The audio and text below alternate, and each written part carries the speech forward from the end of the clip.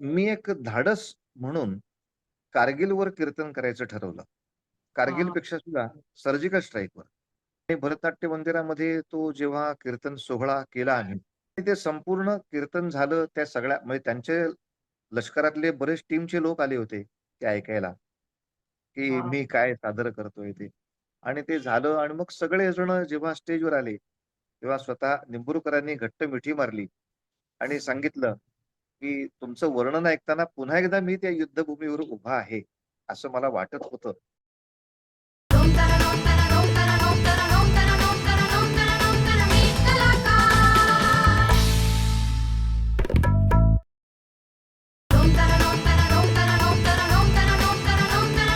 मी कलाकार.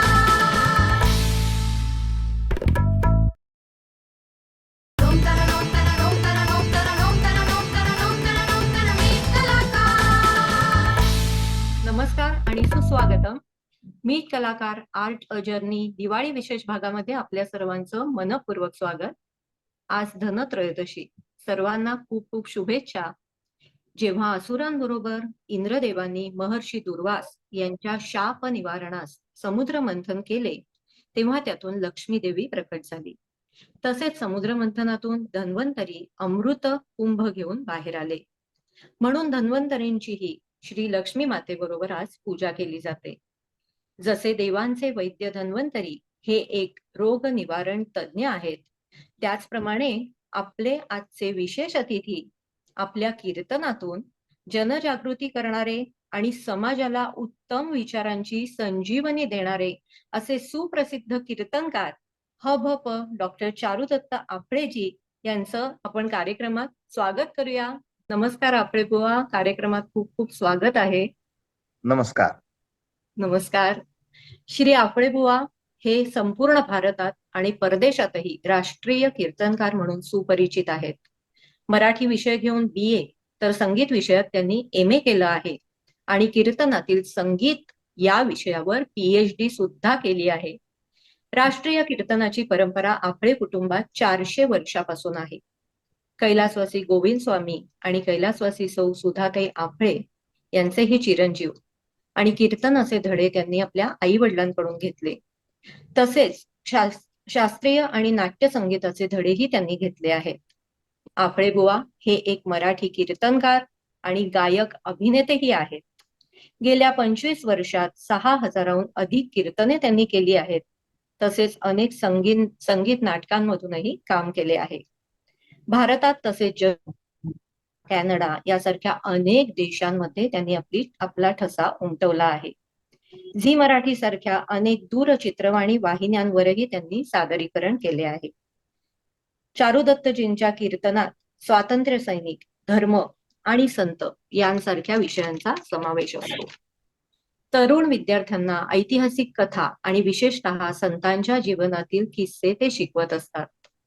बालगंधर्व पुरस्कार, मास्टर दीनानाथ पुरस्कार, राष्ट्रीय कीर्तन सम्राट पुरस्कार इत्यादी अनेक पुरस्कारांचे ते मानकरी आहेत. तर कार्यक्रमाच्या सुरुवातीला आपण त्यांच्या कीर्तन आविष्काराच्या एक झलक बघूया. तर विनंती आहे, तुम्ही एखादं गाणं म्हणून दाखवावं कीर्तन पर काहीतरी दिवाळीसाठी विशेष. पुंडलिक वरदा हरिविठ्ठल श्री ज्ञानदेव तुकाराम पंढरीनाथ महाराज की जय. जय जय रघुवीर समर्थ. रामा हो जय रामा. रामा रामा हो जय रामा.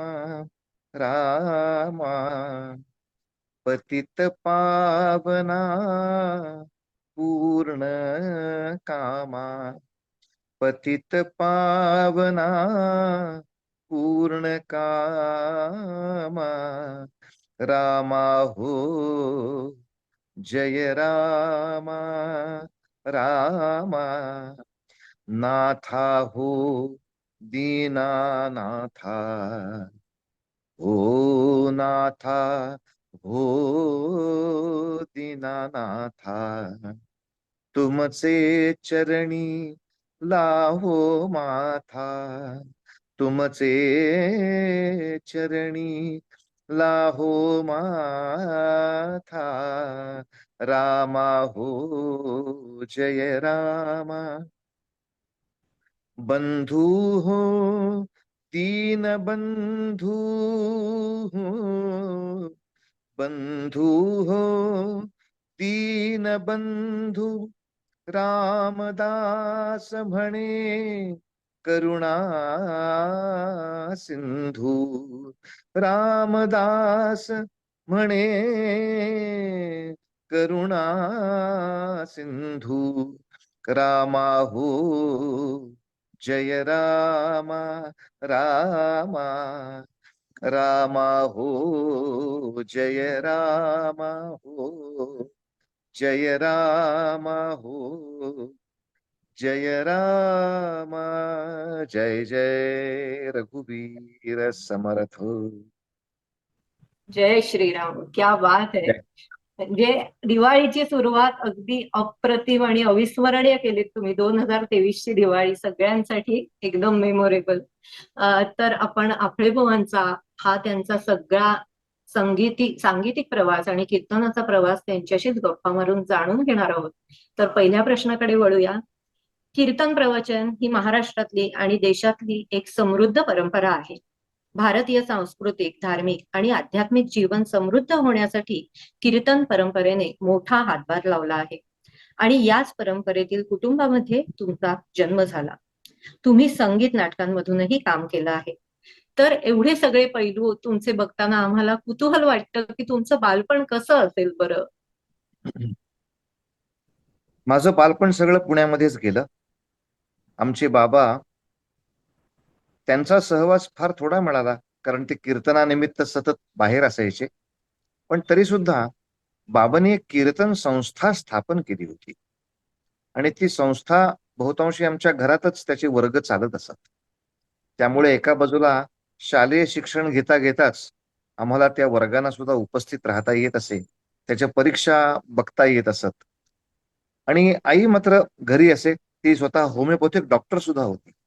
तिची एका बाजूला ओपीडी असायची आणि बाकी वेळेला ती प्रवचनाचा अभ्यास करून त्या विद्यार्थ्यांना, आम्हाला सगळ्यांना मार्गदर्शन पण करत असायची. त्यामुळे वेगळा कुठला तरी वर्ग न करता शाळा करता करताच संध्याकाळच्या वेळेला, सकाळच्या वेळेला जो मोकळा वेळ मिळेल त्यामध्ये आम्हाला त्या कीर्तनाचे वर्ग, त्या कीर्तनाचे साहित्य त्या ठिकाणी असे अभ्यासाचं ते, किंवा त्यातले जे सहाध्यायी विद्यार्थी आहेत त्यांच्याबरोबर चर्चा करत अशा अनेक गोष्टी सातत्याने मिळत गेल्या. सकाळी संगीत आणि कीर्तनाच्या रियाजानंतर मग शाळा, आणि मग शाळा झाली की मग महाराष्ट्र मंडळमध्ये आम्ही व्यायाम शाळेमध्ये थोडस खेळून यायचं, आणि मग सायंकाळचे वर्ग किंवा प्रत्यक्ष कीर्तन सादरीकरणाचा मग समीक्षक अभ्यास, अशा तऱ्हेनं तो संपूर्ण दिनक्रम आमचा ह्या आठवणीप्रमाणे 5वी ते 15वी 10-12 वर्षाचा तो आहे. तर छानच. म्हणजे आईकडनं तुम्हाला एक आई डॉक्टर म्हटल्यावर तुम्ही सुद्धा ती परंपरा पुढे आणलीत की बाबा लोकांच्या मनाच्या स्वास्थ्याचा विचार करणं आणि त्याच्यासाठी औषध देणं, आणि ते कीर्तनांच्या माध्यमातून तुम्ही आज सगळ्यांना वाटताय. तर ही खूप मोठी गोष्ट आहे, आमच्यासाठी मोठं वरदान आहे. तर आई वडिलांचे काही आठवणी सांगाल का? म्हणजे गुरु तुमचे, शेवटी आई वडील हे तुमचे गुरु होते, तर गुरूंच्या आठवणी आम्हाला ऐकायला आवडतील. आणि आई बाबांचे स्वभाव की जे तुमच्यामध्ये आलाय, एक एक स्वभाव दोघांपैकी. बाबा कीर्तन शिकवताना साधारणतः रसनिष्पत्ती कशी झाली पाहिजे याच्यावर भर जास्त द्यायचे. हा. मग ते एखाद्या कथेची पटकथा कशी करायची, त्याचा स्क्रीन प्ले सारखं म्हणजे चित्रपट दिसल्यासारखं लोकांना वाटलं पाहिजे, मग ते त्या पद्धतीनं कथा कशी लिहायची ते शिकवायचं. आणि आई मात्र म्हणजे रसनिष्पत्ती एका बाजूला बरोबरच आहे, पण आपण देतोय तो कंटेंट बरोबर आहे का, तो कुठे चुकीचं मिसगाईड तर करत नाहीये ना, किंवा त्याच्यातून संस्कार चुकीचा तर जात नाहीये ना. नाही तर काही वेळेला काय होतं, ठीक आहे एखादी वाक्यरचना तुम्ही केलीत, चांगला विनोद तयार झाला, हाशा आला, लोकांना छान वाटलं, पण या विनोदामुळे आपल्या कीर्तनाचा स्तर घसरत नाही ना, त्याचा स्तर सांभाळला जातोय का, किंवा आपण दिलेली माहिती ऑथेंटिक आहे का, त्या त्या ग्रंथामध्ये कुठे याला आधार आहे का, ते निश्चित हातात असल्याशिवाय, किंवा बाबांनी एखादं आख्यान जरी शिकवलं, कथा शिकवली, तरी आई सांगायची की हे कथानक ज्या 4-10 पुस्तकात आहे, त्यातली आणखीन एक 4 पुस्तकं वाचून झाल्याशिवाय हे सांगू नका. मग त्याच्या अलीकडचं, पलीकडचं, आसपासचं अनेक गोष्टी आपल्याला माहिती पाहिजे. अचानक कोणीतरी प्रश्न विचारला तर आपण गांगरून जाऊ आणि आपण म्हणणार, "नाही, मला एवढंच शिकवलं होतं." म्हणजे तुम्ही कीर्तनकार हा पाठांतर करणारा पोपट नाहीये. तुम्ही हरिभक्तीपरायण असं नाव जेव्हा लावता, तेव्हा तुम्ही अभ्यास करून तुमचं चिंतन मांडताय. तेव्हा तुमचा अभ्यास किमान आक्षेप जर आला, तर त्या प्रश्नाला उत्तर देणे इथपर्यंत तरी झालेला असला पाहिजे. अशा तऱ्हेनं ते दोघं जण आम्हाला सातत्याने जागं ठेवायचे आणि त्यामुळे बाबांकडून रसनिष्पत्ती आणि आईकडून चिकित्सा अशा दोन्ही गोष्टी मला कीर्तनामध्ये या उपलब्ध झाल्या. वा वा, खूपच छान. तर तुमचा पहिला संगीत नाटकाचा प्रयोग झाला का तुम्ही कीर्तनात सगळ्यात आधी आलात? आता बालपणचं कौतुकच करत बसायचं, तर मग अगदी वयाच्या 5व्या वर्षी सुद्धा मी पहिलं कीर्तन केलंय असं माझे बहीण भाऊ सांगतात. ते मलाही आठवत नाही मी काय केलं होतं त्या दिवशी. पण वयाच्या 5व्या वर्षी आपला गणपती उत्सव घरामध्ये होता. चल कीर्तन कर म्हणून फेटा घालून मला उभं केलं होतं. मी काहीतरी कौतुकाने केलं. नंतर शाळेच्या गॅदरिंगमध्ये सुद्धा मी अधूनमधून थोडंसं कीर्तनाचा परफॉर्मन्स करत होतो शालेय ह्याच्यामध्ये सुद्धा. पण बाबांनी फुल फ्लेश कीर्तन त्या काळात करू दिलं नाही. जोपर्यंत बी पूर्ण होत नाही, एक पदवी पूर्ण होत नाही, तोपर्यंत याच्यामध्ये पूर्ण उतरायचं नाही. कारण पूर्वीच्या काळी एक तो गैरसमज होता लोकांमध्ये, की ज्याला अकॅडमिक काही फारसं शिकता येत नाही त्याने कीर्तन करायची. म्हणजे नसेल मागायची भीक तर मेल्या कीर्तन तरी शिक, अशा तऱ्हेची म्हणी होत्या. आणि त्याचा त्यांना राग यायचा. ते स्वतः एम-ए, एल-एल-बी, पी-एच-डी होते.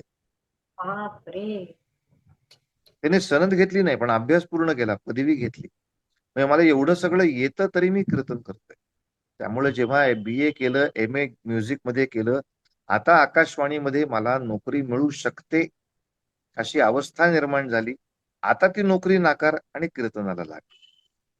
नाहीतर मग काय होतं, कीर्तन सुरू झालं, पैसे मिळतायत, लोक वाह-वाह म्हणतायत, की अभ्यास बंद होतो.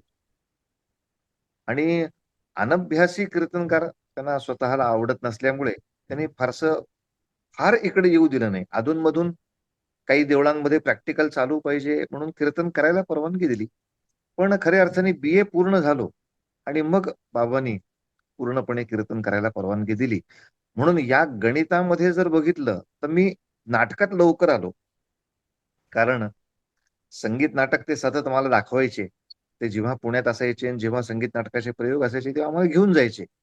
कारण कीर्तनातूनच संगीत नाटक तयार झालंय. तेव्हा संगीत नाटकामध्ये काम केल्याचा कीर्तनाला फायदा होतो, कीर्तनाचा संगीत नाटकाला फायदा होतो. तेव्हा मी समजा नाटकामध्ये काही काम केलं, तर माझ्या कीर्तनाला फायदा होईल. म्हणून ते दाखवायचे. माझ्यात जर आवड झाली, तर त्यालाही काम करायला मिळू दे. मग कट्यार काळजात घुसली या नाटकामध्ये एक असा सीन आहे, की तो हिरो आपल्या पूर्वीच्या जीवनातली एक आठवण सांगतो, की मी लहान असताना मला कसे पंडितजी शिकवत होते. आणि तो त्या नाटकात सीन आहे, की तो लहान मुलगा त्या पंडितजींपाशी जातो आणि मग ते शिकवतात त्याला. तर कट्यार काळजात घुसली हे नाटक सादर करणारी एक व्यावसायिक कंपनी होतीच, ज्याच्यात वसंतराव देशपांडे काम करत होते आणि प्रभाकर पणशीकरांची ती नाट्यसंपदा ही कंपनी होती, जी प्रोफेशनली हे प्रयोग 800 प्रयोग त्यांनी तेव्हा केले होते. पण तसंच अनेक छोट्या-छोट्या गावांमध्ये काही हौशी नाट्यसंस्था पण होत्या, की त्यांना पण हौस होती म्हणून ते नाटक स्वतःच्या जीवावर करायचे. तशी पुण्यामध्ये भरतनाट्य संशोधन मंदिर ही एक हौशी नाट्यसंस्था. त्यांनी पण कट्यार काळजात घुसलीचा प्रयोग बसवला होता. आणि मग त्याच्यात बाबांनी त्यांना विनंती केली, की त्या छोट्या मुलाचं जे काम आहे ते माझ्या मुलाकडनं बसवून घ्या. त्याला करू दे. सदाशिव. सदाशिव हां, ना? कसं हां, छोट्या सदाशिवचं. आणि ते माझ्याकडनं बसवून घेतलं आणि योगायोग असा झाला, की वसंतराव देशपांड्यांच्या नाट्यसंपदेचा प्रयोग पुण्यात होता. आणि त्या छोट्या मुलाला निरोप गेला नाही वेळच्या वेळी आणि तो आलेला नाही अशी अवस्था निर्माण झाली. प्रयोग तर सुरू झाला. मग धावपळ करत कोण काम करेल? तेव्हा माझं नाव कोणीतरी सुचवलं, की इथं ह्या मुलाचं तयार आहे. म्हणून मग शाळेतनं घाईघाईनं मला बोलवलं आणि त्यामुळे असं अचानक पहिलंच पदार्पण माझं हे व्यावसायिक नाटकातच झालं. वसंतरावांच्या बरोबरच त्या भार्गवराव आचरेकरांबरोबर मी पहिलं काम केलं. नंतर मग नाट्य संपदेच्या नाटकांमध्ये मी एक 100 प्रयोग केले. पण त्यानंतर हळू-हळू स्टेप बाय स्टेप छोटा सदाशिव, मग मोठा सदाशिव आणि आता चांद उस्मान आणि आता खासाहेबाचंही काम करतो मी. पण शालेय बापरे! जीवनाचं गणित बघता पहिलं नाटकामध्ये व्यावसायिक नाटकामध्ये शिरलो हो. आणि बी.ए. झाल्यानंतर मात्र पूर्ण कीर्तन. फुल फ्लेश असं कीर्तनामध्ये आलो. क्या बात है! म्हणजे वडिलांनी तुम्हाला आधी शैक्षणिक पाया भक्कम कर आणि मग त्याच्यावर पुढची इमारत चांगली उभी राहील, हे आधी तर बाळकडू दिलं आणि त्यामुळे तुमचा पुढचाही प्रवास खूप यशस्वी ठरला. कीर्तनाचा कार्यक्रम तुम्ही म्हणजे आता 5व्या वर्षी केलात, तो आता आपला संदर्भ आलाच. पण असा प्रोफेशनल तो कुठे झाला होता? त्याचा विषय काय होता? आणि त्याची तयारी कशी केलीत तुम्ही? म्हणजे एकंदर त्या त्यामुळे वयात आमचं मूळ घर आहे ते माहुलीला आहे. हां. क्षेत्र माहुली, सज्जनगडाचा पायथा आणि आम्हाला कीर्तनाचं वतन मिळालं, व्रत मिळालं तेही सज्जनगडाकडूनच, समर्थांकडून. त्यामुळे माहुलीला दरवर्षी गावाचा म्हणून एक उत्सव व्हायचा, कृष्णेचा उत्सव, कृष्णा नदीच्या काठी. तर ही परंपराच होती, की त्या कृष्णा नदीच्या काठी जो उत्सव येईल त्याच्यात पहिल्या कीर्तनकाराने दुसऱ्या कीर्तनकाराला ते आता हँडओव्हर करायचं. आता ह्यानंतर तू कर काम. तर बाबा होतेच तेव्हा बी.ए. झाल्यानंतर. तेव्हा त्या उत्सवात त्यांनी पहिल्यांदा वैशाखामध्ये तो उत्सव येतो. म्हणजे साधारणतः तेव्हा आमचे रिझल्ट लागून गेले. बी.ए. पास झाल्याचं कळलं त्यांना. मग तिथे मे महिन्यामध्ये वैशाखात माहुलीला उत्सव होता. त्याच्यात त्यांनी उभं करत केलं आणि तिथं चिपळ्या दिल्या. आता तू पूर्ण कीर्तन छान करायचंस. पण पुढे एम-ए करायचंस. म्हणजे एम-ए, पी-एच-डी ते थांबवायचं नाही. पण हां, आता हां. फुल फ्लेश करायला हरकत नाही. त्यामुळे पहिलंच कीर्तन ते माझं मोठं कीर्तन असं होतं. बाबा समोर असताना होतं. आणि अर्थातच त्याच्यात पहिला विषय समर्थ रामदास स्वामी आणि त्यांचं जीवनचरित्र, त्यांच्या शिष्याची कथा ही होती. कारण रामदासी कीर्तनाची बेसिक आमची परंपरा असल्यामुळे आणि अर्थात तयारी महिनाभर त्यांनी करून घेतली होती. अर्थात खूप महिनाभर तयारी करायची आवश्यकता लागत नसे आम्हाला. कारण इयत्ता 5वी पासून 15वी पर्यंत आम्ही तयारीच करत होतो. तसं म्हणाल तर. असं काही नवीन नाटक बसवायचं नव्हतं त्याच्यामध्ये. खरंय, खरंय. त्यामुळे जरा ठाकठीक करून घेतलं ते. 2-3 वेळा परफॉर्मन्स करून घेतला आणि माहुलीला आमच्या कृष्णाबाईच्या उत्सवामध्ये पहिल्यांदा त्यांनी माझ्या हातात पूर्ण हातात चिपळ्या देऊन कीर्तन करून घेतलं. वाह! वाह! म्हणजे श्री गणेशा झालेला आहे श्री आणि गणेशा तेव्हा झाला. सज्जनगडाच्या पायथ्याशी आणि रामदास स्वामींच्या आशीर्वादाने सान्निध्यामध्ये. त्याची सुरुवात झाली. क्या बात है! तर कीर्तन क्षेत्रात वावरताना आता तुम्ही म्हणालात, की 5वी ते 15वी तुम्ही ॲब्सोल्युटली घरामधनं तुम्हाला ट्रेनिंग मिळतच होतं. पण तरी सुद्धा हा प्रश्न येतो मनात, की कीर्तन क्षेत्रात वावरताना प्रचंड वाचन लागतं का? किंवा वक्तृत्व, सभाधीटपणा, हजरजबाबीपणा ह्या गुणांची महत्वाची भूमिका असेल असं आम्हाला वाटतं. तर ह्याबद्दल काय सांगाल? नाही हे सगळे गुण लागतात यात वादच नाही. पण आता कसं झालं, या वेगळ्या गुणांच्यासाठी वेगळा काही अभ्यास नाही करावा लागला. आम्ही पाठशाळेतच असल्यामुळे तिथे हो, हो. आणि पाठशाळा घरातच असल्यामुळे हां. त्याची प्रॅक्टिकल्स किंवा वाचन, लायब्ररी ही सगळी घरातच होती आणि त्याचे वेळापत्रक ठरलेलं असायचं, की या वेळामध्ये एक आणि ग्रंथही दिलेले असायचे, की हे प्रकरण वाचून पूर्ण करायचं, त्याचे नोट्स काढून पूर्ण करा. मग त्या लेखी पेपरमध्ये तुम्हाला हे नोट्स येणार आहेत. ह्याचे प्रश्न येतील. त्याचे लेखी पेपर असायचे आणि अच्छा. प्रॅक्टिकल असायचं. हो, 5 वर्षाचा कोर्स असायचा तो. बरं, बरं. ओके. हो, कीर्तन महाविद्यालयासारखं विद्यालय होतं ते आणि अच्छा. त्यामुळे मला त्याच्या 3 बॅचेस मिळाल्या. हां. बरोबर. मला त्याच्या 3 बॅचेस हातात मिळाल्या आणि ते त्यामुळे त्या प्रत्येक विद्यार्थ्याबरोबर ते करत राहिलो. त्यामुळे वाह! आणि काही गोष्टी काय म्हणतात उपजत असल्यासारख्या आता काय सभाधीटपणा आम्हाला कोणी असा शिकवायला लागला नाही. आम्ही तिथे उभं राहिलो आणि लागलो करायला. इतकंच आहे. मात्र हजरजबाबीपणा किंवा वाचन हा जो विषय आहे, तो आई-वडिलांनी आग्रहाने करून घेतला, की एवढं-एवढं वाचन झालंच पाहिजे. आणि त्याच्या नोट्स काढून झाल्या पाहिजेत. नुसतं कुठेतरी वाचलं होतं असं नाही उत्तर द्यायचं. कुठे वाचलं होतं, पान नंबर काय होता, किमान त्याचं पुस्तक, नाव, लेखक हे तरी सांगता आलं पाहिजे. आणि मग तसं करून कीर्तनाला उभं राहा, या तऱ्हेची ती शिकवण होती. पण सगळ्याच विद्यार्थ्यांमध्ये या गुणांची वाढ करण्यासाठी बाबांचे, आईचे किंवा इतरही कीर्तनकार अनेक त्यामध्ये होते, शिक्षक. कारण सर्वच कीर्तनकार व्यावसायिक असल्यामुळे ते सततच बाहेर राहणार. त्यामुळे विद्यार्थ्यांकडे सतत लक्ष द्यायला कोणतरी पाहिजे. त्यामुळे ते जवळजवळ 5 कीर्तनकारांचं एकत्र मंडळ होतं. म्हणजे कोपरकर बुवा त्याच्यामध्ये शिकवत होते, शिरवळकर बुवा त्याच्यामध्ये शिकवत होते, शेवडे महाराज त्याच्यामध्ये शिकवत होते. त्यामुळं आणि ते सगळेजण एकमेकांना मॅनेज करायचे, की हे 2 महिने मी बाहेर जाणार आहे, तर हे 2 महिने तुम्ही तो वर्ग चालू ठेवा. मग हे महिनाभर मी बाहेर जाणार आहे, तर तुम्ही वर्ग चालू ठेवा. अशा तऱ्हेने ते असायचं त्यांचं प्लॅनिंग. पण त्याच्यातून त्यांनी या गोष्टी आणि त्यांचे स्वतःचे कीर्तनं पण सतत आम्हाला ऐकायला मिळायची. त्यामुळे त्यांचा हजरजबाबीपणा आम्हाला त्यावेळेला पाहायला मिळतच असे. त्याच्यातून त्यांचा अभ्यास अधिक प्रगट व्हायचा आणि मग तिथून सांगायचे, "मेल्यानो बघा, असा अभ्यास करा, म्हणजे मग तुम्हाला पण पटपट उत्तरं देता येतील." अशा रीतीनं शिकवणं चालाय. असे वेगवेगळ्या गुरूंकडनं संस्कार झालेले आहेत आणि ह्याच्यासाठी ऍक्च्युली जनसंपर्क खूप महत्वाचा आहे, कारण एवढ्या लोकांचं त्यात कॉन्ट्रीब्युशन मिळालं का, तर तुमचे चांगले संबंध सगळ्यांशी हो आणि ना. एक क्वालिटी रिलेशनशिप, ह्या गोष्टीला पण इकडे मला प्राधान्य दिल्यासारखं वाटतंय. तर हा पण एक नक्की. संस्कार ह्याच्यातनं शिकायला मिळाला, म्हणजे दिसला आम्हाला की तुमच्या घराण्यामध्ये ती पण एक चांगली परंपरा होती. तर आज माझ्या असं मनात येत आहे की आज दिवाळी आहे. तुमच्याकडे आम्ही एक आध्यात्मिक गुरु किंवा एक फिलॉसॉफर म्हणून बघतो. तर दिवाळीच्या दिवशी आपण शुभ दिवस मानतो. तर असं वाटतं का की एखादा सणच नाही तर जीवनातला प्रत्येक क्षण हा शुभ दिवस म्हणून साजरा केला जावा? तर ह्याबद्दल तुमचा काय विचार आहे? नक्कीच. हा विचार फार उत्तमच आहे आणि संतांचा सुद्धा तोच विचार आहे. म्हणजे गाथेमध्ये जर आपण पाहिलं, तर साधू संत येती घरा तोची दिवाळी दसरा, असं हो. त्याने सातत्याने म्हटलंय. म्हणजे चांगल्या लोकांची संगती, चांगल्या क्षणांची संगती, चांगल्या वाङ्मयाची संगती, चांगल्या विचारांची संगती, असे जेवढे क्षण असतील आयुष्यातले, तो सगळा दिवाळी दसराच आहे. आणि त्यामुळे स्वतःच्या जीवनाला सुद्धा याच तऱ्हेनं माणसाने उजळवून टाकावं, अशी संतांची पण शिकवण आहे. त्यामुळे तुम्ही म्हणता ती गोष्ट खरी आहे. ते सण आहेत, ते त्या दिवसापुरते आपल्याला मार्गदर्शक आयडॉल आहेत, की असं तुला जन्मभर करायचंय. असा तुला प्रकाश जन्मभर करायचा आहे. कसा करायचा आहे? तू ह्याच्यात दाखवतो. म्हणून त्या सणाचं महत्व तुला फक्त आयुष्यात पुढे काय करायचं हे दाखवण्यासाठी आहे आणि ते पुढे आपल्याला जन्मभर, वर्षभर सातत्याने करत राहायचं आहे.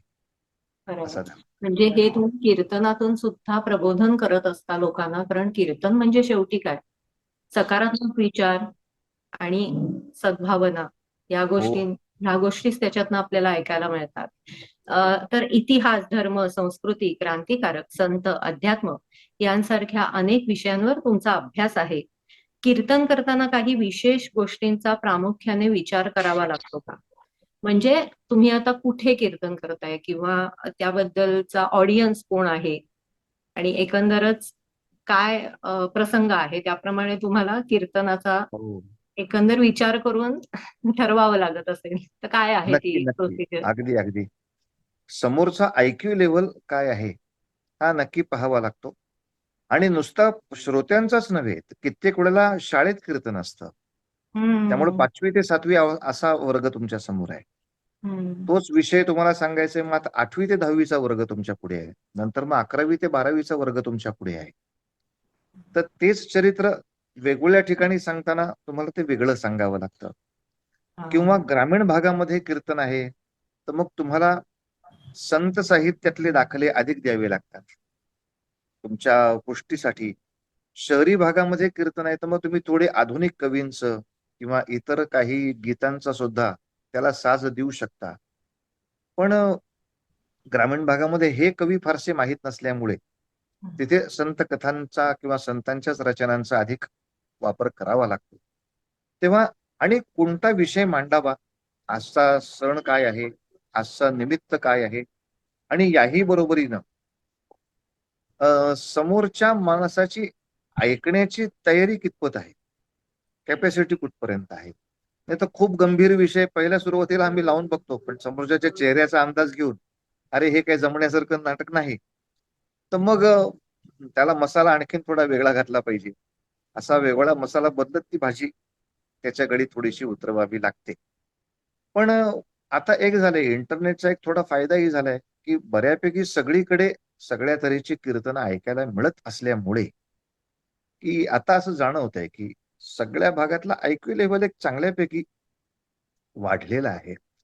त्यामुळे म्हणजे पु. ल. देशपांडे, ग. दी. माडगूळकर ही व्यक्तिरेखा सुद्धा आता ग्रामीण भागातल्या मुलांना माहिती आहेत आणि त्याचं रसग्रहण ते करू शकतायत बुवा. आता त्यांना कल्पनेत आहेत.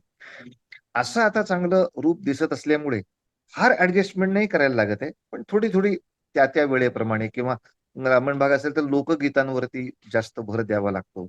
मग शहरी भाग असेल तर क्लासिकल संगीताचा थोडासा अधिक अंतर्भाव केला तरी चालू शकतो.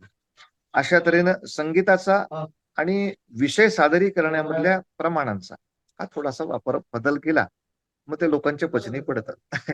अच्छा, म्हणजे विषय एक विचार अनेक असे तुम्हाला ऍक्च्युली हं. त्याचा अभ्यास खूप करून त्याप्रमाणे हो, प्रेझेंटेशन द्यावं लागतं. नक्की. ओके. आतापर्यंतच्या कारकिर्दीमधला अविस्मरणीय प्रसंग किंवा एखादं खूप छान कीर्तन झालं म्हणा किंवा खूप प्रशंसा मिळाली, असे एखाद 2 अनुभव ऐकायला आम्हाला आवडतील. मी एक धाडस म्हणून कारगिलवर कीर्तन करायचं ठरवलं. हां. कारगिलपेक्षा सुद्धा सर्जिकल स्ट्राईकवर. हां. आणि सर्जिकल स्ट्राईकचे मध्ये सहभागी झालेले अ, अ, लष्करी अधिकारी निंबूरकर, ते आता निवृत्त होऊन पुण्यातच आले होते राहायला. तेव्हा म्हटलं त्यांच्याकडनं जाऊन माहिती घेऊया आणि त्याच्यावर कीर्तन करूया. क्या बात है! ही एक नवीन विषय आहे लोकांच्या दृष्टीनं. मग ग्रेट. मी त्यांच्याकडे गेलो, काही सेटिंग्स केल्या, त्यांच्याकडनं माहिती घेतली, मग त्याच्यावर गाणी तयार केली, मग त्याचा परफॉर्मन्स एक बसवला. त्यांचे काही आठवणी त्याच्यामध्ये घेतल्या आणि भरतनाट्य मंदिरामध्ये तो जेव्हा कीर्तन सोहळा केला आम्ही, त्याच्यात आम्ही अर्थात निंबोरकरांचा सत्कार करणं हा आमचा जास्त महत्वाचा होता, की सर्जिकल स्ट्राईकमध्ये असलेला माणूस आपल्यापाशी आहे, आपण त्यांचा सन्मान करावा. आणि ते संपूर्ण कीर्तन झालं त्या सगळ्या म्हणजे त्यांचे लष्करातले बरेच टीमचे लोक आले होते ते ऐकायला, की वॉव! मी काय सादर करतोय ते. आणि ते झालं आणि मग सगळेजण जेव्हा स्टेजवर आले, तेव्हा स्वतः निंबूरकरांनी घट्ट मिठी मारली आणि सांगितलं, की तुमचं वर्णन ऐकताना पुन्हा एकदा मी त्या युद्धभूमीवर उभा आहे, असं मला वाटत होतं. आणि माझ्या दृष्टीने ती लाख मोलाची दाद होती आणि एक अविस्मरणीय क्षण होता, की भारताची मान उंचावणारा एक देश स्तरावरचा राष्ट्राचा सैन्य प्रमुख आज आपल्याला सांगतोय, की तुझ्यामुळे मला परत माझ्या त्या प्रसंगाच्या पुनराठवणीचा मला आनंद मिळाला. पुन्हा मी त्या प्रसंगात आहे असं मला वाटलं. अशा तऱ्हेची एक विलक्षण अनुभूती मिळाली त्या विलक्षण. क्षणाला. आणि खरंच. तेव्हा प्रेक्षक वर्गही इतका अ, उसळला होता, की म्हणजे भारत माता की जय वगैरे या गर्जना 5-10 मिनिटं थांबायलाच तयार नव्हत्या. इतकं लोकांना ते एक्साइटमेंट त्यावेळेला आली होती. ते आणि आता मोठा ऐकतानाही क्षण होता तो. ऐकतानाही डोळ्यात पाणी आलं आणि अर्थात. बेसिकली खरोखरच म्हणजे एवढा मोठा क्षण होता तो आणि तो त्याचं फार तुम्ही मोठा क्षण होता. त्याचा तुम्ही आनंद कीर्तनातून लोकांना दिलात आणि ही कल्पनाही केली नसेल त्या लष्कर अधिकाऱ्यांनी आणि त्यांच्या कलिग्सने. तर ह्या सगळ्यांना सॅल्यूट. आज पण आम्हाला आवडेल असं कीर्तन तुम्ही पुन्हा केलं तर विचार आहे नक्की, का? नक्की. आहे करायचा आहे विचार तो. अरे वा, नक्की नाही, करणार आहे. नाही, नाही. खूप चांगलं आहे. तर आत्तापर्यंत आपण देशभक्तीपर कीर्तनं झाली किंवा आध्यात्मिक कीर्तनं होतातच. त्याबरोबर मला एक उत्तम माणूस म्हणून जगताना माणसाने कोणत्या तत्वांना प्राधान्य द्यावं, याच्याबद्दल तुमच्याकडून जाणून घ्यायला आवडेल. अ, उत्तम माणसाच्या लक्षणापैकी आम्ही 2 गोष्टी जास्त छान रिफर करतो. एक समर्थांच्या दासबोधामध्ये उत्तम पुरुष लक्षण नावाचा अख्खा एक समास आहे, की त्याला जास्त आम्ही फॉलो करतो. किंवा नामदेव महाराजांनी जे दिलं आहे, की बोलू ऐसे बोले, जेणे बोले विठ्ठल डोले. की समाजामध्ये बोलावं असं, की प्रत्येकाच्या मनाला बरं वाटावं. विठ्ठल म्हणजे परमेश्वराला सगळ्या लोकांना बरं वाटावं. तसंच प्रेम सर्वांगाचे ठाई वाचे विठ्ठल रखुमाई. हे सगळं विश्व हे भगवंताचं शरीर आहे, सर्वांग आहे. तेव्हा या विश्वातल्या प्रत्येक गोष्टीशी माझा व्यवहार हा प्रेमाचा राहावा. म्हणजे मग प्रेम सर्वांगाचे ठाई होईल माझं. आणि वाचेनं माझा जप चालू राहावा विठ्ठल रखुमाई. आणि असं जर झालं, तसंच ज्ञानही एकमेकांना वाटत राहावं. नाचू कीर्तनाचे रंगी, ज्ञानदीप लावू जगी. आणि असा जर समाज वागायला लागला, तर मग आपोआपच प्रेमाची सगळी सत्ता त्या समाजाला मिळते. सर्व सत्ता आली हाता आणि नामयाचा खेचर दाता. अशा अभंगांमधूनच त्यांनी इतकं सुंदर एक आदर्श जीवनाचं नीलचित्र आपल्याला दिलेलं आहे. त्याप्रमाणे आम्ही जास्त उपदेश करतो हे आणि तसं सगळ्यात वागायचा अधिकाधिक प्रयत्न करतो. कारण तुम्ही रोल मॉडेल असता. तुमच्या आचरणाप्रमाणे पावलावर पाऊल ठेवून नक्की. जगण्याची इच्छा असते आमच्यामध्ये. म्हणजे एक खरंय. हा समाजामध्ये ती एक रूढी झालेली आहे. म्हणजे की कीर्तनकार म्हणजे हे आयडियल पर्सनॅलिटी आणि बरोबर. दासबोधाचं व्यक्तिमत्व म्हणजे कीर्तनकार. खरं. आणि कीर्तनकार. तुमच्याकडे आम्ही जास्त त्या दृष्टीने बघतो. नक्की. तर एवढे आता कीर्तनाचा हा जो आपला विषय चाललेलाच आहे. तर अनेक ठिकाणी तुम्ही कीर्तन केलं, अनेकांना तुमचे विचार प्रभावी वाटतात, अनेकांची त्यामुळे आयुष्य बदलतात, चांगल्या वाटेने जाण्यासाठीचा एक मार्ग मिळतो. तर सद्विचारांची ही पेरणी करताना काय भान ठेवावं असं तुम्हाला वाटतं? वेगवेगळ्या वयाच्या लोकांसाठी वेगवेगळे सद्विचार द्यावे लागतात. विचार सगळे जरी चांगले असले तरी आपल्या समोर किती वयाचं गणित आहे ते बघायला लागतात. माझ्या समोर जर विद्यार्थी असतील आणि त्यांना मी जर निवृत्तीबद्दल काहीतरी ठेवली आणि ते तैसे चिरावे शिकवायला लागलो, तर मग सगळीच गडबड होईल. त्यांच्यातून उद्योजक तयार व्हायला पाहिजे, त्यांच्यातून शासकीय अधिकारी तयार व्हायला पाहिजे. मग त्यांना जोडून या धन उत्तम व्यवहारे उदास विचारे वेचकरी हे विचार दिले पाहिजे. आणि जे वृद्धापकाळाकडे आहेत त्यांना जे एक न्यूनगंड असतं, नैराश्य असतं, ते बाजूला करून तुम्ही चांगले आपल्या समाजाचे फार महत्वाचे घटक आहात. तुमच्याशिवाय कोणी ज्ञानदान करणार नाही आणि तुम्ही चांगला वेळ देऊ शकता लोकांना. तुम्ही चांगले उपक्रम राबवा आणि त्यायोगे तुम्ही समाजाचे उपकार करते व्हा आणि जीवन आनंदी घालवा. अशा तऱ्हेचा त्यांना उपदेश करावा लागतो. तेव्हा दोघांच्या तोंड पातळी वेगळे असतील, पण वेगवेगळे सद्विचार सातत्याने त्यांना सांगून त्यांना प्रेरित करून एक खूप छान समाज तयार करता येतो आणि तो आज होतो आहे. वा वा वा. खरंच हे भान ठेवून कीर्तनकार त्यांचं काम करत असतात आणि प्रबोधन घडत असतं समाजामध्ये. फारच छान. तुम्ही कीर्तनातून जे समाज प्रबोधनाचं काम करत आहात इतकी वर्ष अविरतपणे, तर एवढ्या वर्षामध्ये तुम्हाला समाजात काय बदल जाणवला आणि आदर्श समाज कसा असावा असं तुम्हाला वाटतं? बदल असा छान जाणवतोय की पूर्वीच्या काळी कीर्तनाला येणारा वर्ग हा पुष्कळसा निवृत्तीनंतरचाच यायचा आणि तो काही फारसं मनावर घ्यायचा नाही. ऐकायला बरं वाटतं म्हणून ऐकायचं आणि यायचं. पण आज तसं होत नाही. आज छोट्या मुलांपासून बरेच जण येतात कीर्तनाला आणि चांगले चांगले प्रकल्प करतात. ते दाखवायला येतात की तुम्ही सांगितलं त्याप्रमाणे आम्ही हा वनीकरणाचा प्रकल्प घेतला आहे. आम्ही आता देवळाची एक बाग लावणार आहोत आणि त्याची फुलं आम्ही आता देवळात वापरणार किंवा देवळातल्या निर्माल्यातून खत निर्मिती कशी होईल यासाठी आम्ही आता शिक्षण घेतलं आहे. आम्ही देवळा शेजारी एक शोष खड्डा घेतला आहे. त्यामुळं त्याची कचरा किंवा दुर्गंध होणार नाही त्याची आम्ही काही गोष्टी करत आहोत किंवा देवळाच्या माध्यमातून काही आरोग्य सेवा आम्ही उपलब्ध करतो आहोत. आणि अशा रीतीनं म्हणजे हा फरक मला जास्त आता काळात जाणवतोय की माणसं अधिक कार्यान्वित व्हायला लागली आहेत. अनेक वृद्ध लोक म्हणतात तुम्ही सांगितल्याप्रमाणे आता नुसतं घरी बसण्यापेक्षा आणि कोणी मला बोलत नाही, माझ्याशी कोणी विचारत नाही, अशा तक्रारी करण्या मी आता ह्या देवळामध्ये रोज येऊन एक तास ज्ञानेश्वरी वाचीन असा मी संकल्प केला आहे. दुसरा मुद्दा म्हणतो मी पलीकडच्या देवळामध्ये नाथ भागवत वाचायला सुरुवात केली आहे. त्यामुळे बरेच लोक भेटतात, माझा वेळ आनंदात जातो.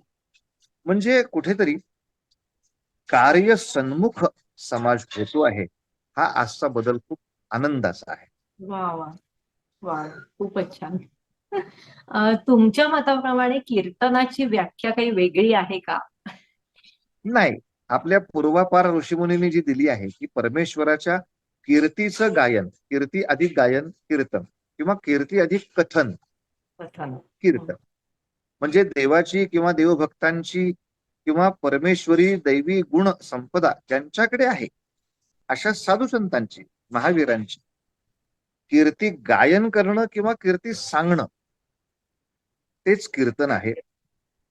आणि कीर्तन ही उभय भक्ती आहे, म्हणजे स्वतःचाही उद्धार त्याच्यात अपेक्षित आहे आणि लोकांचाही उद्धार त्याच्यामध्ये अपेक्षित आहे. बाकी अनेक भक्तीमध्ये फक्त स्वतःचा उद्धार अपेक्षित आहे. याच्यात लोकांचा उद्धार, लोकांचं प्रबोधन आणि त्याबरोबर स्वतःचा उद्धार अशा दोन्ही गोष्टी अपेक्षित आहेत.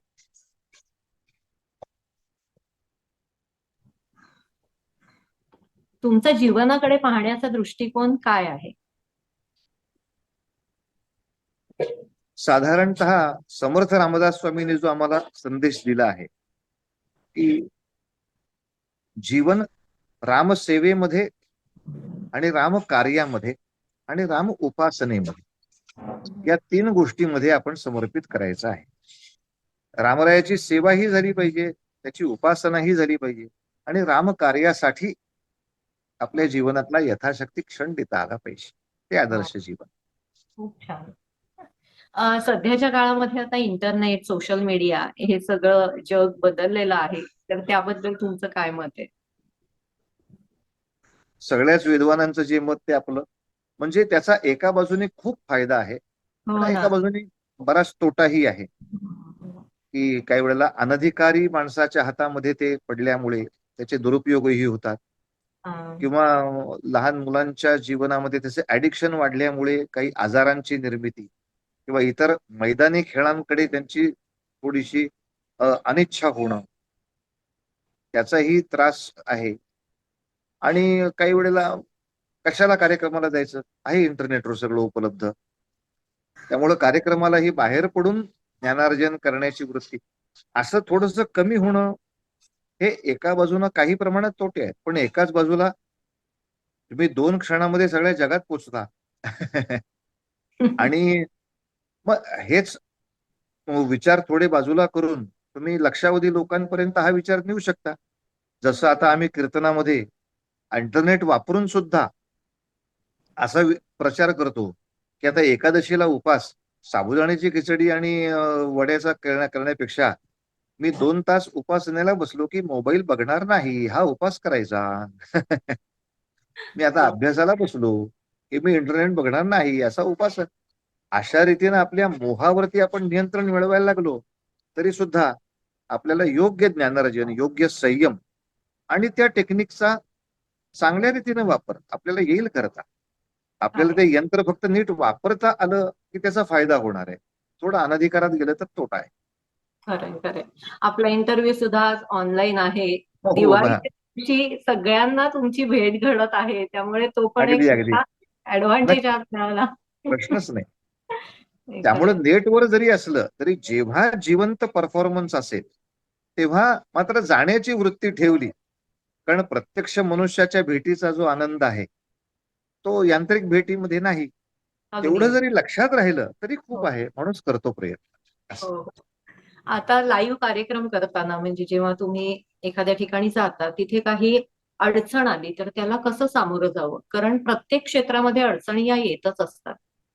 तर आपण कसा माइंड ट्रेन करावा किंवा स्वतःला कशा पद्धतीने उभं ठेवावं अशाही प्रसंगामध्ये? नाही, कीर्तनामध्ये तर आम्हाला सातत्याने पहिल्यापासूनच ते शिकवलंय की कुठलंच वाद्य नीट वाजलं नाही तरी तुला तुझं कीर्तन करता आलंच पाहिजे. हा. त्यामुळे पहिल्या सुरुवातीला वाद्याविना कीर्तन सादर करायलाच आम्ही शिकतो. मग नंतर त्या वाद्यांबरोबर करत असताना त्या वाद्यांची माहिती घेतो, दुरुस्ती कशी करतात, काय बिघडलं तर काय करायला लागतं. नंतर आम्हाला माईक टेक्निक सुद्धा काही वेळेला शिकवलं जातं की माईक मध्ये कोणती बटणं कोणासाठी असतात आणि ती कशी वापरायची. आता प्रवासातल्या त्रासाला तुम्ही काही ओव्हरकम करू शकत नाही, पण आपलं मनस्वास्थ्य जाऊ द्यायचं नाही. हा. एवढं जरी आपण नक्की आपल्या ह्याच्यामध्ये ठेवलं तरी अनेक संकटांवरती मात करता येते. आणि पथ्य पाणी जे आहे काही वेळेला जेवणा खाण्याची सुद्धा खूप मोठी पंचायत होती. अशा वेळेला आमचे बाबा नेहमी म्हणायचे, आपल्याला काम असो नसो, 4 फळं आपल्या बरोबर असणं आणि एक पाण्याची बाटली असणं, याच्यावर तुम्ही कुठलाही प्रवास अतिशय समाधानाचा सुखाचा करू शकता. आणि राहिला प्रश्न आक्षेपांचा, त्याच्यात तुमचा चांगला अभ्यास असेल तर मग त्या आक्षेपकांना सुद्धा तुम्हाला काही घाबरायची गरज नाही. तुम्ही योग्य उत्तर देऊ शकता किंवा तुमची एक विलक्षण अभ्यासू वृत्ती पण पाहिजे. समजा तुम्हाला नसेल माहिती, तुम्ही प्रामाणिकपणे सांगा, "म, ह्या प्रश्नाची माझी तयारी नव्हती आणि मी तुमचा प्रश्न नक्की लक्षात ठेवीन. इतका इतका वेळ मला द्या, मी अभ्यास करतो, मी तुम्हाला उत्तर देईन." वा. म्हणजे मग या सगळ्या समस्यांवरती मात करता येते. वादकांवर सुद्धा आम्ही अगदी नवीन वादक असतील तर रिहर्सल करतो आधी. त्याच्याबरोबर थोडी प्रॅक्टिस अचानक आलं तर तो घाबरून जाईल किंवा बिचकून जाईल. एखाद्या वेळेला त्याला येत आहे, पण तो माझ्या समोर घाबरतोय म्हणून तो करत नाही, वाजवत नाही, असंही असेल. तर किंवा मी काय म्हणणार आहे त्याला माहित नाही, त्यामुळेही गडबड असेल. तर असं न होण्यासाठी एखादी प्रॅक्टिस एकत्र येणं आणि आयोजकांबरोबर आपले प्रेमाचे संबंध राहणं यांनी बऱ्याचशा गोष्टी सुटून जातात. आणि समजा नाहीये माईक नीट उपलब्ध, व्यवस्थित नाहीये, तर आपलं मनस्वास्थ्य जाऊ न देता आपण जास्तीत जास्त चांगला परफॉर्मन्स देण्याचं मन घेतलं की मग फारसा त्रास होत नाही. हाच प्रश्न मला विचारायचा आहे की मनस्वास्थ्य जाऊ न देणं म्हणजे मनोबल वाढवण्यासाठी काय करावं? नाही, त्यासाठी आम्ही आपण मनस्वास्थ्य बिघडू द्यायचं नाहीये असं स्वतःला सांगत राहणं आणि नामस्मरणाने आम्हाला ते मनस्वास्थ्य सापडलं. वा वा, खूप छान. कीर्तन कलेने तुम्हाला काय दिलं असा एक प्रश्न मनात आला की तुमचं आयुष्यच आहे, कीर्तन हे तुमचं आयुष्य आहे, पण तरी सुद्धा एक कीर्तन कलेकडनं तुम्हाला काय बदल झाले, एक व्यक्तिमत्व विकासामध्ये तुम्ही काय सांगाल? एक तर हा शांतीचा, संयमाचा, तो आनंदाचा ठेवा सापडला. उपासना झाली, त्याचा आनंद मिळाला. आणि त्याचबरोबर जे प्रबोधन झालं ते सुद्धा चांगल्या ठिकाणी जाऊन पोचत आहे आणि तो चांगला चांगला बदल घडतो आहे. कारण आज आता बऱ्याच मुलांचे मला उलटे फोन येतात की महाराज, तुम्ही तुमच्या कीर्तनामध्ये राष्ट्रसेवेसाठी हे सांगितलं होतं, असं सांगितलं होतं, ते सांगितलं होतं. तर मी तेव्हा ठरवलं की मी लष्करामध्ये जाईन. आज लष्करातले जवळजवळ 40-50 असे नवीन भरती झालेली मुलं आहेत की जे कीर्तन ऐकून त्यांच्या मनात आलं आणि त्यांनी लष्करी सेवेमध्ये आज पोलीस सेवेमध्ये, शासकीय सेवेमध्ये, कलेक्टरच्या सेवेमध्ये वा. आज ते त्या ठिकाणी जाऊन पोहोचले. की आणि आम्हालाही माहित नसतं काही वेळेला. मी त्यांना कलेक्टरला भेटतो आणि "अरे काय रे, तू इथं कुठे आला?" म्हणलं, "बुवा, तुम्ही सांगितलं होतं ना, 40 डॉक्टर डॉक्टर आणि इंजिनियर होण्यापेक्षा मी जर कलेक्टर झालो वा. तर माझ्या विभागात असलेल्या सगळ्या डॉक्टरांना मी सुधारू शकतो. सगळ्या इंजिनियर्सवर मी लक्ष ठेवू शकतो. म्हणजे गणाधीश जो सत्तेत असेल तो हो जास्त ना. मोठे बदल करू शकतो. आणि त्यामुळे मी आग्रह नेहमी करत असतो की विद्यार्थ्यांनी बाकी काही नाही, शिक्षक होणं, पोलीस कमिशनर होणं, तुरुंगाधिकारी होणं, यांनी एक मास पब्लिक तुमच्या हातात सापडतं की त्यांना तुम्ही बदल करू शकता. आणि आज अनेक अधिकारी त्यामुळे चांगले तयार होत आहेत. त्यामुळे एक छान समाधानही त्या कलेनं आम्हाला दिलं, निश्चितपणे दिलं. वा वा. ऍक्च्युली भावी जीवनामध्ये तुमचे काही प्रोजेक्ट्स आहेत का किंवा तुमची काही स्वप्न आहेत का? आणि ह्याच्या व्यतिरिक्त एक की तरुण पिढीमध्ये कीर्तनाची जाण आणि आवड निर्माण व्हावी म्हणून काही प्रयत्न करता येतील का? माझ्या व्यक्तिगत स्तरावरती मी ते सतत करतोच आहे. वेगवेगळ्या विद्यापीठांमध्ये जाऊन जिथे संगीत, नाटक हा विषय त्या विद्यार्थ्यांसाठी आहे, त्या ठिकाणी जाऊन मुद्दाम सादरीकरण करायचं आणि त्यांना त्या सादरीकरणाचं रसग्रहण करायला लावायचं की तुम्हाला काय काय त्याच्यामध्ये मिळत आहे, एक परफॉर्मिंग आर्ट म्हणून काय काय आहे. मग त्या विद्यार्थ्यांमध्ये ती भूमिका तयार होते की अरे, यात काहीतरी छान आहे, आव्हान आहे आणि आनंद पण आहे.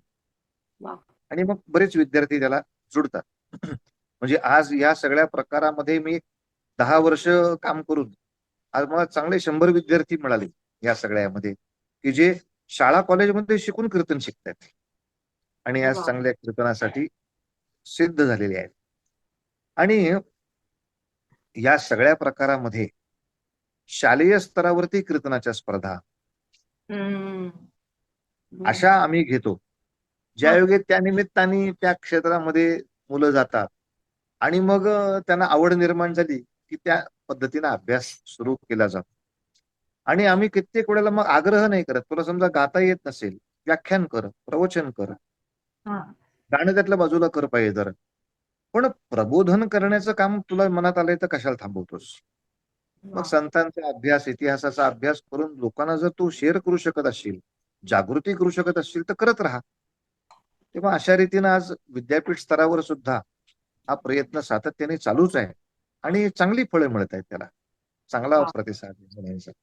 आणि तुम्ही कीर्तनातील संगीत ह्यावर तर पीएचडी केली. हो. म्हणजे एक हायएस्ट लेवलचा किताब तुम्ही त्याच्यामधला मिळवलेला आहे. त्यामुळे मुलांनाही कळलंय की आज शैक्षणिक विषयांमध्ये सुद्धा हा विषय घेऊन नक्की. त्याच्यामध्ये अजून रिसर्च करू शकतात किंवा त्याच्यावर काम करू शकतात. वा, खूपच ओके. छान. जगभरात तुमचे अनेक चाहते आहेत, तर आम्हाला सगळ्यांना जाणून घ्यायचंय की तुमचा दिनक्रम कसा असतो, तुमच्या दिवसाची सुरुवात आणि एकंदरच तुमच्या खाण्यापिण्याच्या सवयी म्हणा किंवा एकंदर रात्र नाही. रात्री हो तुम्ही ना. काय करून झोपता, म्हणजे त्याने आपली मनःशांती राहते, याच्यामुळे जाणून घ्यायचंय. नाही, साधारणतः सकाळी उठल्यानंतर स्नान आणि आन्निक जप पोथी वाचन जे असेल ते पूर्ण करायचं. मग न्याहारीनंतर आमचा वाचनाचा सपाटा सुरू होतो. वाचन आणि त्याच्या नोट्स काढणं, त्याला 1 तास, सव्वा तास द्यायला लागतो. नंतर रियाजासाठी, सांगीतिक रियाजासाठी 1 तास, दीड तास त्याच्यात द्यायचा. मग दुपारच्या वेळेमध्ये आम्ही साधारणतः हे अकॅडमिक म्हणजे वर्ग जे घ्यायचे असतात विद्यार्थ्यांची, ते वर्ग घेणं. परगावी असेल तर वर्ग नाही होत. ऑनलाईनच काही वर्ग झाले तर होतात. पण परगावी गेलो तर परगावी असलेल्या वाचनालयात जाणं किंवा तिथल्या कुठल्यातरी शिक्षण संस्थेला भेट देणं. मग ऑफिस वर्कमध्ये त्यांची कुठली मग तिथे परवानगी काढायची त्या मुख्याध्यापकाकडे जाऊन, 5वीच्या मुलांशी मी बोलू का? 6वीच्या मुलांशी मी बोलू का? अरे पण वा. नाहीतर परत त्या गावात आपण कधी जाणार? फक्त हा. शाळेत जाण्यासाठी तुम्हाला कुठे वेळ आहे? त्यामुळे मग मध्यावळामध्ये ह्या शालेय विद्यार्थ्यांना भेटणं थोडंसं. मग संध्याकाळच्या वेळेला परत परफॉर्मन्सच असेल तर मग काही प्रश्न नाही. मग हे आहे. नाही तर मग संगीत नाटकाची आमच्या काही रिहर्सल, प्रॅक्टिस, पाठांतर, इतर कलाकारांच्या बरोबर चर्चा, ते सगळं होणं किंवा मग इतर कोणाचं तरी कीर्तन आहे, परफॉर्मन्स आहे, त्याला जाणं, त्याचं परीक्षण, त्याचं रसग्रहण करणं. आणि साधारणतः संध्याकाळी परत एकदा भोजन झालं की प्रार्थना, नंतर एखादा गीतेचा अध्याय, एखादं वाचन थोडंसं आणि थोडं ध्यानधारणा, मेडिटेशन, शांत आणि मग निद्राधीन. आणि वा. मधल्या काळामध्ये जेव्हा जेव्हा वेळ मिळेल तेव्हा मुलांना वेळ देणं, घरी वेळ देणं. कारण काही वेळेला मध्ये रियाज करायला बसलं की आमची मुलं मग म्हणतात, "बाबा तुम्ही आमच्याबरोबर खेळतच नाही. तुम्ही आता रियाजच करत बसलाय." मग चल बाबा काय खेळूया? मग आता कॅरम खेळूया का? हो. मग काही नाही कॅरम घेऊन बसायचं. त्यांना ती सवय झाली. मग कॅरम खेळता खेळता मी रियाज करू शकतो. वा, वा, वा. रियाज गळ्याने करायचा आहे. मला बोटाने ठिसक्या मारायला काय त्रास आहे? मग त्यांनाही बरं वाटतं तासभर माझ्याशी खेळायला बसली होती बाबा. वा, आणि वा. माझं नाही करता. मग थोडं मागे पुढे करून बॅलन्स करायचं ते. असं करता येतं. म्हणजे हे वैयक्तिक आणि व्यावसायिक संतुलन सुद्धा तुम्ही उत्तम प्रकारे सांभाळताय. हो ना. शिकण्यासारखं आहे खरंच. हां. तुमच्या शेवटच्या प्रश्नाकडे येतोय आपण, की तुमच्या परदेशवारीचे किस्से काही असतील तर आम्हाला सांगा ना. नाही परदेशवारीमध्ये मला असं जाणवलं, की सांस्कृतिक भूक तिकडे जास्त आहे. कारण त्यांना ते दुर्मिळच आहे, दुर्लभ आहे. आपल्याकडे हा नाही कार्यक्रम, तो नाही कार्यक्रम, तो. असे अनेक ऑप्शन चालू राहतात. पण तिकडच्या लोकांना तेवढी लाईव्ह परफॉर्मन्स बघायला मिळत नाहीत. हम्म. आणि कीर्तनामध्ये त्यांचा कसा फायदा होतो, त्यांना मल्टीपर्पज परफॉर्मन्स मिळतो. मग काही वेळेला नुसता गाण्याचा प्रोग्राम असेल तर त्याच्यात काही संत साहित्य ऐकायला मिळत नाही ना, गोष्ट नाही ऐकायला मिळत. कथाकथन असेल तर त्याच्यात गाणं ऐकायला नाही मिळत. नाटक असेल तर त्याच्यामध्ये संगीत. त्याला सगळं एकत्र त्यामुळे मिळतं. मात्र गंमतशीर असतं ते. म्हणजे परदेशात करताना थोडा विवेक असा पाळावा लागतो. वेळ फार पाळावी लागते. पण अच्छा. ते बऱ्याच वेळेला ते हॉल भाड्याने घेतात, थिएटर भाड्याने घेतात आणि 9 वाजता कार्यक्रम संपायला पाहिजे म्हणजे संपायलाच पाहिजे.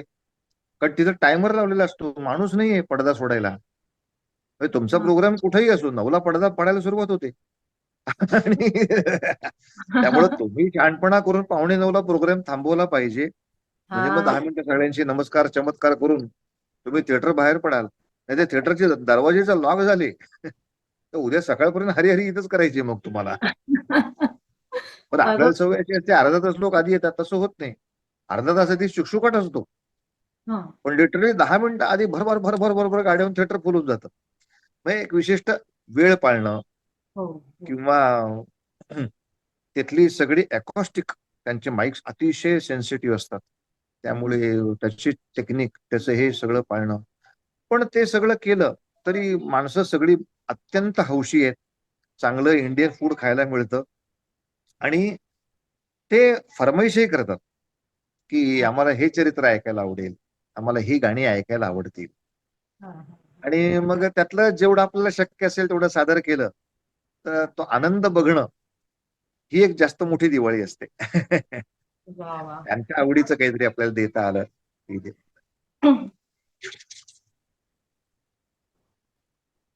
आज दिवाळी निमित्त आपण हा कार्यक्रम केला. तुम्ही एवढे वेळात वेळ काढून आलात मीट कलाकारच्या प्लॅटफॉर्मवर, त्याबद्दल तुमचे धन्यवाद. त्याचप्रमाणे दिवाळीच्या म्हणून अशा आपल्या प्रेक्षकांसाठी तुम्ही काय शुभेच्छा द्याल? शुभेच्छा याच आहेत, की आपल्याही जीवनाच्या प्रत्येक क्षणाची अशीच दीपावली होत राहो आणि त्याचबरोबर आपली सगळी वैयक्तिक भांडणं बाजूला ठेवून राष्ट्रप्रथम हा विचार आपल्या सगळ्यांच्या मनामध्ये सातत्याने मोठा होत राहो, की माझ्या कोणत्याही कृतीनं माझ्या देशाचं, राष्ट्राचं, समाजाचं, संस्कृतीचं काही नुकसान तर होणार नाही ना. माझी वैयक्तिक अहंकार, अपमान, भांडणं, मतभेद असू शकतील. पण त्याच्यामुळे माझ्याकडनं होणारी जर एखादी प्रतिक्रिया, कृती ही माझ्या सांस्कृतिक इतिहासाला धक्का देणारी नाही नव्हते. एवढा विचार करून जरी मनुष्याने वर्तन केलं तरी सुद्धा सगळ्या देशाचं जीवन हे दीपावलीसारखं उजळून निघेल यात संशय नाही. वा वा. खूपच छान संदेश आहे. तर ओघवती वाणी, शब्दमाधुर्य, बुद्धिचातुर्य तसेच समाजाचे सांस्कृतिक, भावनिक आणि मानसिक पोषण करण्याचे एक मोलाचं काम तुम्ही नेहमीच करत आलात. देव, देश आणि धर्म यांचा प्रचार आणि प्रसार हे तुमचं ध्येय आहे. तर अशा उदात्त विचारांचा उपहार दिवाळी निमित्त आम्हाला दिला, त्याबद्दल तुमचे खूप खूप आभार आहेत. तसेच खूप खूप धन्यवाद. प्रेक्षकांचे आभार. तर मंडळी, अजून जाऊ नका, कार्यक्रमात एक खूप इंटरेस्टिंग गोष्ट बाकी आहे. तोपर्यंत आपण मीट कलाकारच्या युट्यूब चॅनल आणि फेसबुक पेजवर ऍक्टिव्ह राहा. युट्यूब चॅनलला, फेसबुक पेजला लाईक करा, शेअर करा, सबस्क्राईब करा आणि कमेंट करा. आपण कार्यक्रमाची सांगता नाट्यसंगीताने करणार आहोत. तर आपळे विनंती आहे की एक नाट्यसंगीत ऐकायला आम्हाला नक्की आवडेल. धन्यवाद. आपण जे आता बोललो त्याच गणिताचं हे नाट्यगीत आहे. आपल्या सगळ्यांचंच आवडतं व्यक्तित्व आहे स्वातंत्र्यवीर सावरकर.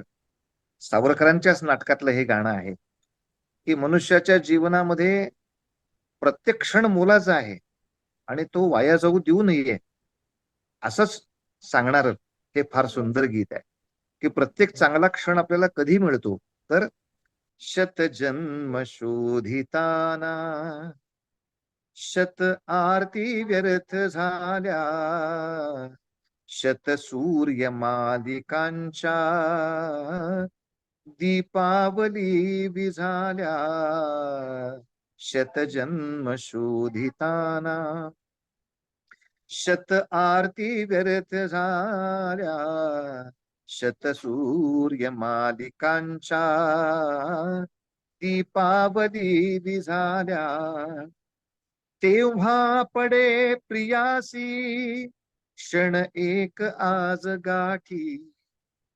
तेव्हा पडे प्रियासी क्षण एक आज गाठी.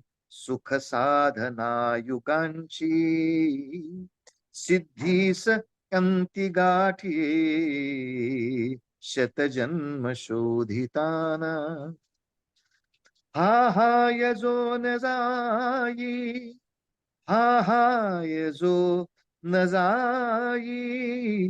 मिठी घालू मी उठोनी. मिठी घालू मी उठोनी. क्षण तो क्षणात गेला सखी हातचा सुटोनी. गेला क्षण हातचा सुटोनी. शतजन्म शोधिताना शतजन्म शोधिताना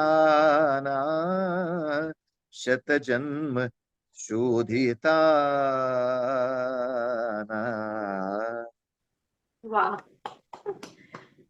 जय हिंद, जय जय महाराष्ट्र, शुभ दिवाळी सगळ्यांना.